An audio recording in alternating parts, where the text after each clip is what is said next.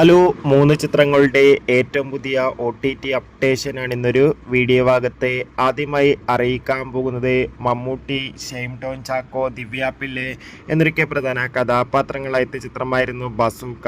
ചിത്രത്തിന് അത്യാവശ്യം ഒരു അഭിപ്രായം സ്വന്തമാക്കാൻ വേണ്ടി സാധിച്ചിട്ടുണ്ടായിരുന്നു. അതുകൊണ്ട് തന്നെ ഏവരുമേറെ ആകാംക്ഷയുടെ ചിത്രത്തിൻ്റെ OTT റിലീസിനായി കാത്തിരിക്കുകയാണ്.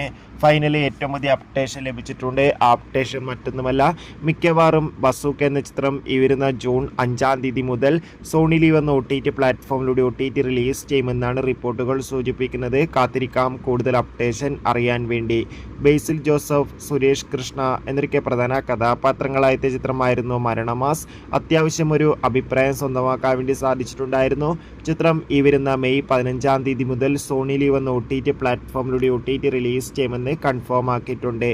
നെസ്ലിൻ, ലുക്മാൻ, ഗണപതി എന്നൊക്കെ പ്രധാന കഥാപാത്രങ്ങളായ ചിത്രമായിരുന്നു ആലപ്പുഴ ജിങ്കാന. ചിത്രം ഉടൻ തന്നെ നെറ്റ്ഫ്ലിക്സ് എന്ന OTT പ്ലാറ്റ്ഫോമിലൂടെ OTT റിലീസ് ചെയ്യുമെന്നാണ് റിപ്പോർട്ടുകൾ സൂചിപ്പിക്കുന്നത്. കാത്തിരിക്കാം. Bye bye.